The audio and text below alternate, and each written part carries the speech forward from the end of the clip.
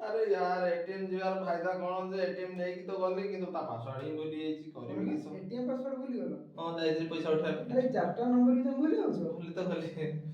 ତ ଠିକ୍ ଅଛି, ପିନ୍ ତ ଠିକ୍ ଅଛି, ବାକି ପିନ୍ ବିଷୟରେ ତମେ କିଛି ଜାଣିଛ ଯେ ପିନ୍ ର ଫୁଲ୍ ଫର୍ମ କଣ, ପିନ୍ କାହିଁକି କୁହାଯାଏ, ନା ଭାଇ ପିନ୍ ର ଜାଣିନି। କାମ କଣ? ଜାଣି ତ ଦେଖ, ନାହିଁ। ପିନ୍ ର ଫୁଲ୍ ଫର୍ମ ହେଉଛି ପର୍ସନାଲ ଆଇଡେଣ୍ଟିଫିକେସନ ନମ୍ବର ହେଲା। ଏଇ ଯେଉଁ କନସେପ୍ଟଟା, ଏଇ ଯେଉଁ ଏଟିଏମ୍ କୁ ଯାଇକି ପିନ୍ ଉଠେଇବା କନସେପ୍ଟଟା, ସେଟା ହେଉଛି 1960 ମସିହାରେ ଲଞ୍ଚ ହେଇଥିଲା ହେଲା। ଆଉ ୟାର ପ୍ରଥମେ ୟାକୁ 4ଟା ଡିଜିଟ୍ରେ ହିଁ ବାହାର କରାଯାଇଥିଲା, ଯାହାଦ୍ୱାରା କଷ୍ଟମର ମାନଙ୍କୁ ମନେ ରଖିତେ ସୁବିଧା ହେବ ହେଲା। ଆଉ ଏ ବ୍ୟାଙ୍କକୁ ସେଭ୍ କେମିତି କରେ ଜାଣିଛ?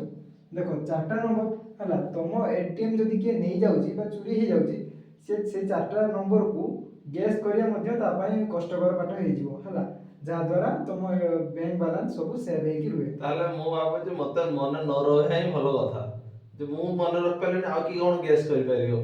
ତ ଭାବୁଛ ତ ପିନ୍ଟା କେତେ ଇମ୍ପୋର୍ଟାଣ୍ଟ ଜିନିଷ? ମନେ ରଖତେ ପଡିବ ପିନ୍ ଟା। ତ ଆପଣମାନେ କ'ଣ ଜାଣିଥିଲେ ପିନ୍ ସମ୍ପର୍କରେ ଏଇ ସବୁ ତଥ୍ୟ? ତ ଜାଣିଥିଲେ ଆମକୁ ନିଶ୍ଚୟ କମେଣ୍ଟ ମାଧ୍ୟମରେ ଜଣେଇବେ।